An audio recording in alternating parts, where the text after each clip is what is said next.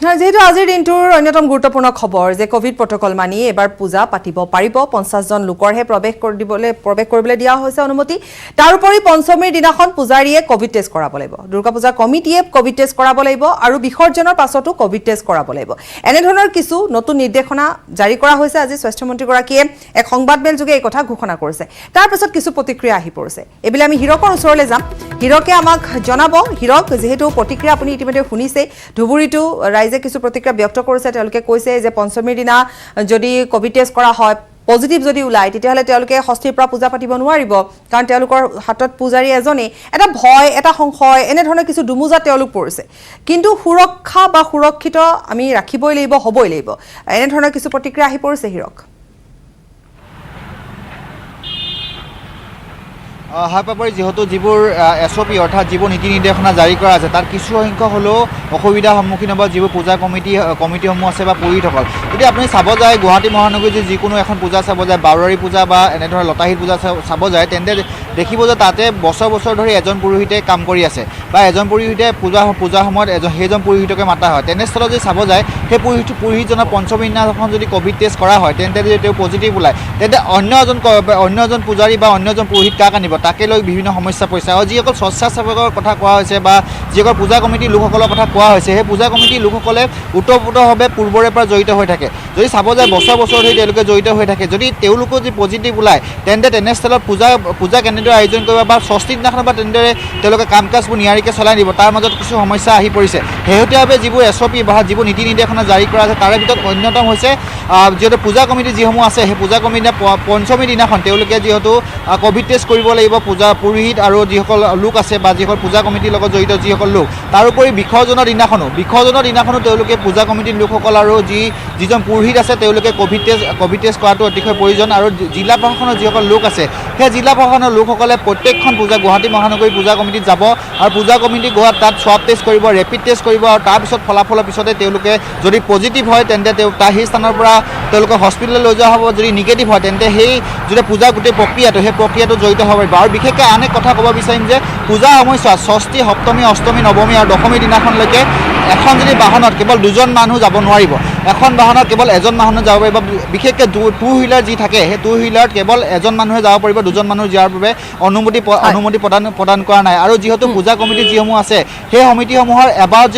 যিটো মণ্ডপ থাকে সেই মণ্ডপ এবাৰত কেৱল 50 জন লোকহে যাব পাৰিব 50 জন লোক অহাৰ পিছত অন্য 50 জন লোক যাব পাৰিব এই ক্ষেত্ৰত প্ৰৱেশ আৰু প্ৰস্থানৰ ক্ষেত্ৰত বিশেষভাৱে গুৰুত্বপূৰ্ণ ভূমিকা গ্ৰহণ কৰিবলৈ আহ্বান জনোৱা হৈছে প্ৰৱেশ আৰু প্ৰস্থানৰ ক্ষেত্ৰত দুখনকৈ গেট থকাটো প্ৰয়োজনীয় বুলি কৈছে কিন্তু ইয়াৰ পূৰ্বে যদি আপুনি চাব যায় যিবোৰ প্ৰৱেশ আৰু প্ৰস্থানৰ গেট একেখনে হয় তাৰ ভিতৰত নিশ্চয় হিৰক এইখিনি হৈছে এছঅপি এইখিনি হৈছে নতুন নিৰ্দেশনা এই মুহূৰ্তত আপোনাক ধন্যবাদ জনাইছো কাৰণ এই যি প্ৰতিক্ৰিয়া সেয়া চলি থাকিব পূজালৈকে কাৰণ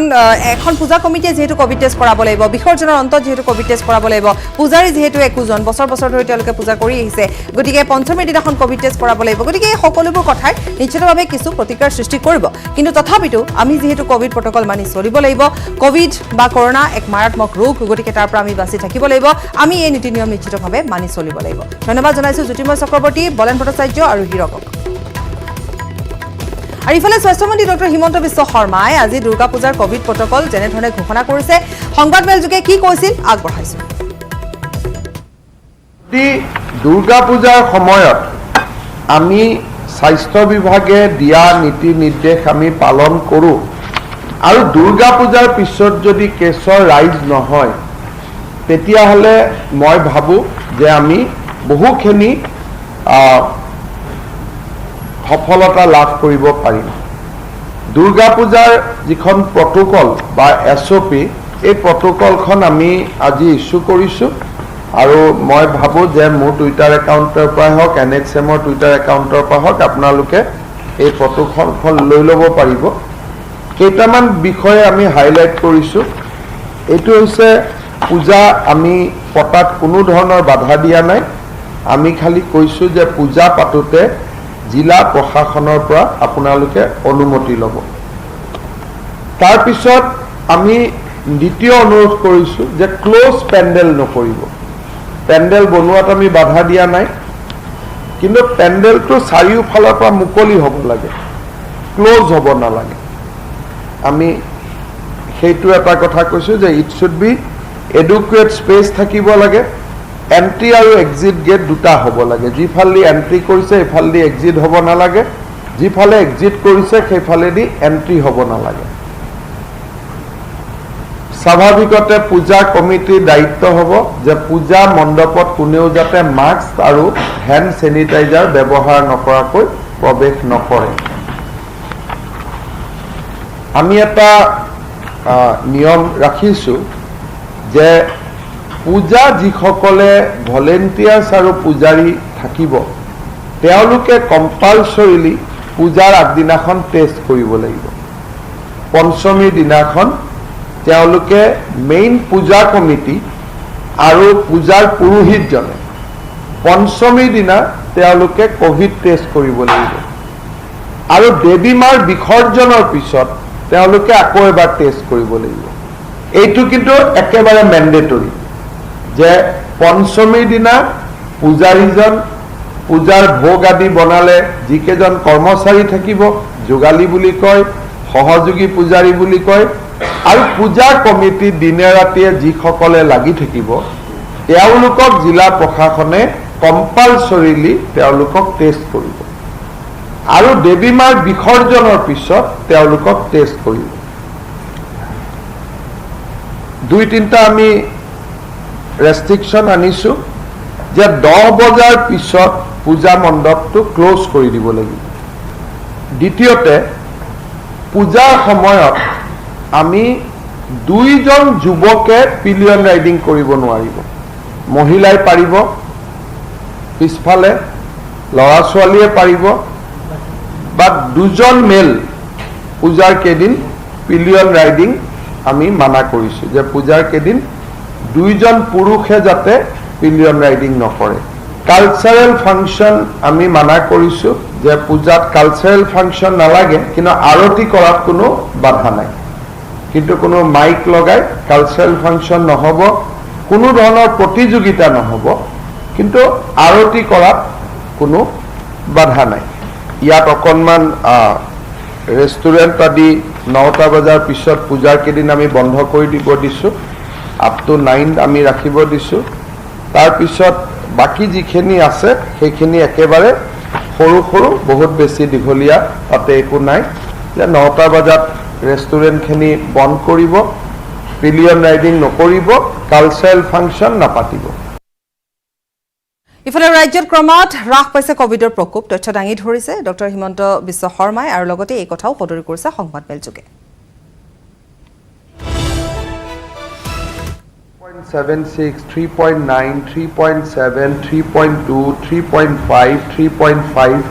যোৱাকালি 1.4। যোৱাকালি 1.4 হোৱাৰ কাৰণটো হৈছে যে আমি অহা 3 দিন, যোৱাকালি, আজি আৰু অহাকালি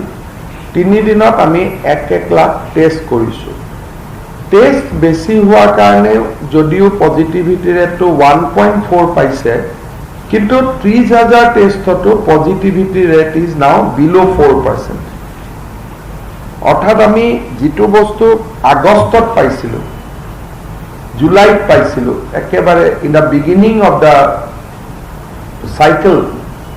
সেই ধৰণৰ আমি এটা পাৰ্চেণ্টেজ বা পজিটিভিটি ৰেট যোৱা 7 দিনত আমি দেখিব আৰম্ভ কৰিছোঁ।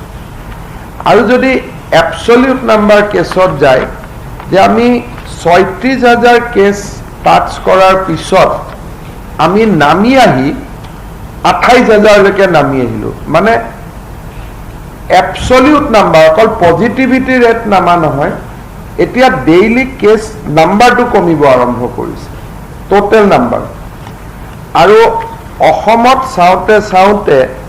আমাৰ ৰিকভাৰী ৰেট আমি 85% ক্ৰছ কৰিছোঁ। এই যদি কেইটামান ইণ্ডিকেটৰ দেখাওঁ, যে ডাবলিং ৰেট এতিয়া 46 ডেইজ লাগি আছে। আমাৰ last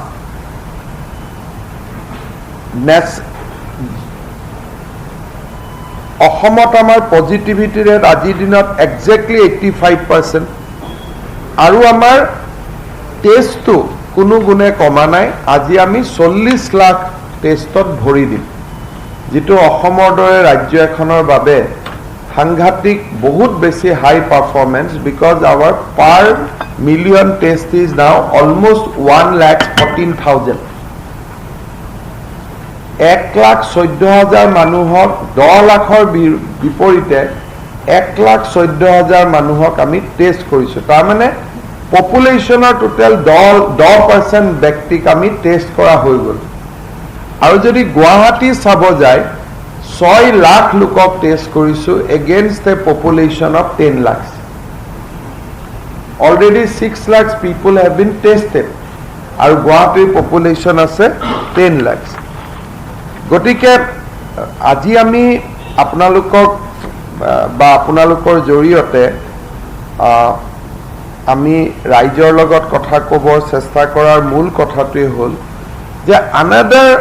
few days or some more days যদি আমি ভিজিলেন্সটো ৰাখিব পাৰোঁ আমি যদি অলপ সাৱধানতা ৰাখিব পাৰোঁ first time I am confirming that flattening has started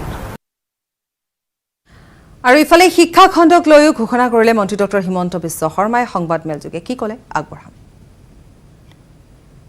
পৰা কাৰ্যকৰী হোৱাকৈ আমি আমাৰ মিড ডে মিলৰ কুক আৰু হেল্পাৰ দুটা কেটেগৰী আমি দুইটাৰ মাজত ভাগ নকৰাকৈ কুক আৰু হেল্পাৰ দুইগৰাকী বাইদেউকে 500 মাহেকীয়া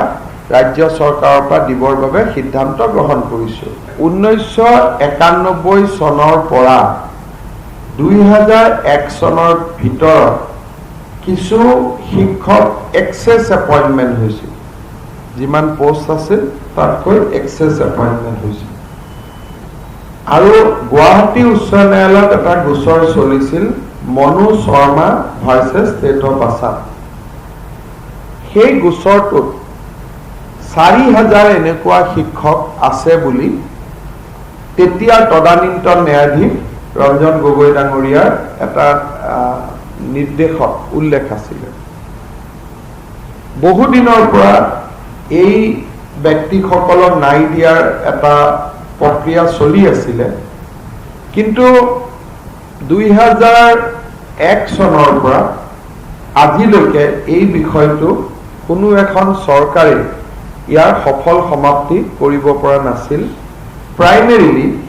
যে আমাৰ উমা দেৱী বুলি এটা সুপ্ৰিম কোৰ্টত নতুনকৈ ভাৰ্ডিক্ট আহিছিল সেই ভাৰ্ডিক্টটোৱে ক্লিয়াৰলি কৈছিলে যে ইলিগেল এপইণ্টমেণ্টটো কেতিয়াও চৰকাৰে ৰেগুলাৰ কৰিব নোৱাৰে আমি এই মানুহখিনিক যাতে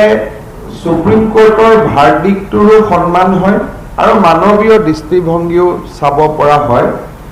এইখিনি বেলেন্স কৰিবৰ কাৰণে আমি 2014 চনত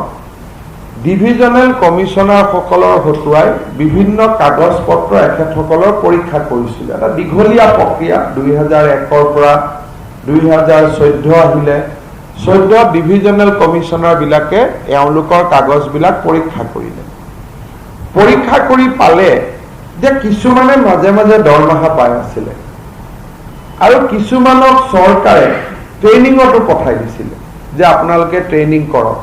তাৰমানে তেওঁলোকৰ চাকৰিটো এক প্ৰকাৰ এটা ফেইট একমপ্লিট টাইপ হৈ গৈছিলে বহুবিলাক কথা আলোচনা কৰাৰ পিছত কেবিনেটে এইটো অনুমোদন দিলে যে এনেকুৱা 1574 গৰাকী ব্যক্তি আছে যি 1574 গৰাকী ব্যক্তিয়ে 2007 চনলৈকে সেগা চুৰুকাকৈ দৰমহাও পাই আছিলে আৰু তেওঁলোকে ট্ৰেইনিংও কৰি পেলাইছিলে ডিএডৰ সমকক্ষ যিটো ট্ৰেইনিং এই 1574 গৰাকী ব্যক্তিক আমি ৰেগুলাৰ পে স্কেল দি তেওঁলোকৰ প্ৰস্পেক্টিভলি আগত কি কৰি আহিছিল নহয় কেবিনেট হোৱাৰ বিশেষকৈ আপোনালোকে প্ৰস্পেক্টিভ ডেটটো 1 নৱেম্বৰ বুলি ধৰিব পাৰে যে উইথ এফেক্ট ফ্ৰম 1 নৱেম্বৰ নাও also they will get regular স্যালাৰি 2960 গৰাকী টিচাৰ আছে তেওঁলোকে স্যালাৰি পায় কিন্তু তেওঁলোকৰ ট্ৰেইনিং নাই আৰু আজিকালি ট্ৰেইনিং নোহোৱাকৈ কোনো টিচাৰ হ'ব নোৱাৰে গতিকে এই 2960 গৰাকী ব্যক্তিক আমি টিউটৰ হিচাপে এপইণ্টমেণ্ট কৰিম in a fix salary training যিহেতু নাই শিক্ষক হ'ব নোৱাৰে গতিকে আমি তেওঁলোকক টিউটৰ হিচাপে নিযুক্তি কৰিম এইখিনিৰ ভিতৰতে শিৱসাগৰ জিলাৰ দৰমহা নোপোৱা শিক্ষকখিনিও আছে আৰু হয়তো বহুত আপোনালোকৰ ওচৰত আহি থকা প্ৰায়বোৰ মানুহে ইয়াৰ ভিতৰত আছে গতিকে এক প্ৰকাৰ প্ৰাথমিক শিক্ষা বিভাগৰ লগত জড়িত পুৰণা লিজেসি থকা এইটোৱে এটা শেষ ইছ্যু আছিল প্ৰাদেশিকৰণৰ কামো চলি আছে সেকেন্ড লিষ্টখনো আমি নৱেম্বৰ মাহত দিব পাৰিম নগৰ ভূঞাপট্টিত আৰক্ষীৰ অভিযান এটিএম হেকাৰ আৰু সংখ্যালঘু ছাত্ৰবৃত্তিৰ নামত কেলেংকাৰী চলোৱা চক্ৰৰ বিৰুদ্ধে আৰক্ষী অভিযান চলায় ৰাজীৱ আহমেদ নামৰ এগৰাকী ব্যক্তিৰ নেতৃত্বত চলিছিল এই চক্ৰটো Taj India technology private limited নামৰ এটা প্ৰতিষ্ঠানত চলিছে এই অভিযান ভুৱা নথিপত্ৰে বহু লোকৰ নামত বেংকৰ ঋণ সৰকাইছিল চক্ৰটোত বহু প্ৰভাৱশালী ব্যক্তি জড়িত থকাৰ সন্দেহ প্ৰকাশ কৰা হৈছে কচুৱাৰ এগৰাকী বিৰোধী দলৰ ৰাজনৈতিক নেতাও জড়িত থকাৰ সন্দেহ প্ৰকাশ কৰা হৈছে বৰ্তমানলৈকে আৰক্ষীয়ে কোনো ধৰণৰ মন্তব্য প্ৰকাশ কৰা নাই আৰক্ষীৰ বৃহৎ বাহিনীয়ে চলাইছে অভিযান উপস্থিত আছে আৰক্ষীৰ বিশেষ শাখাৰ উপ আৰক্ষী অধীক্ষক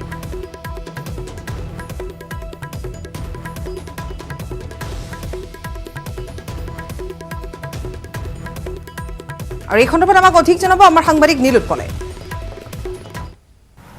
নগাঁৱৰ ভূঞাপট্টিত আৰক্ষী অভিযান চলাইছে আৰু আৰক্ষীয়ে ইয়াত বহু পৰিমাণৰ এটিএম আধাৰ কাৰ্ড আৰু বিভিন্ন আপত্তিজনক নথিপত্ৰ জব্দ কৰিছে আৰু ইয়াত যি দেখিবলৈ পোৱা গৈছে যে কিহৰ কাৰণে অভিযান চলাইছে বৰ্তমানলৈকে সেয়া আৰক্ষীয়ে স্পষ্ট কৰা নাই কিন্তু এটা কথা ক'ব লাগিব যে বহু পৰিমাণৰ এটিএম আধাৰ কাৰ্ড আৰু বিভিন্ন লোকৰ যি সিম কাৰ্ড উদ্ধাৰ কৰা হৈছে এটিএম কাৰ্ড উদ্ধাৰ কৰা হৈছে আৰু একাংশ লোকৰ মতে ইয়াত ঋণ প্ৰদান কৰা হয় আৰু বিভিন্ন CSPৰ লগত জড়িত এই প্ৰতিষ্ঠানটো আৰু সংখ্যালঘু ছাত্ৰবৃত্তিৰ কেলেংকাৰীৰ লগতে এইটো অনুষ্ঠান এই প্ৰতিষ্ঠানটো জড়িত বুলি একাংশ লোকে কৈছে কিন্তু বৰ্তমানলৈকে আৰক্ষীয়ে কোনো ধৰণৰ তথ্য প্ৰকাশ কৰা নাই তিনিজন লোকক ইতিমধ্যে আৰক্ষীয়ে আটক কৰি তেওঁলোকে লৈ গৈছে ইয়াত যি আৰক্ষীৰ যি সীমান্ত শাখাৰ যিগৰাকী যি আৰক্ষী বিশেষ শাখাৰ যিগৰাকী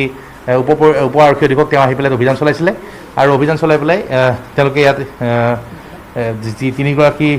যি এগৰাকী ব্যক্তিক আটক কৰি লৈ গৈছে আৰু বিভিন্ন লোকৰ খনত অভিযান চলাইছে আপোনালোক ইয়াৰ লগত জড়িত নেকি একচুৱেলি আমি আহিছিলোঁ মানে কামপুৰৰ পৰা আহিছিলোঁ মানে দিলৱাৰ দা বুলি কয় মানে দবকাৰ মানুহ এজনে এখেতক মানে কি এটা মোবাইল নাম্বাৰ দিছিলে যে এনেকৈ হেৰি CSP আৰু ইয়াৰে সৈতে বিয়লিৰ হেডলাইনছৰ পৰা বিদায় লৈছোঁ নমস্কাৰ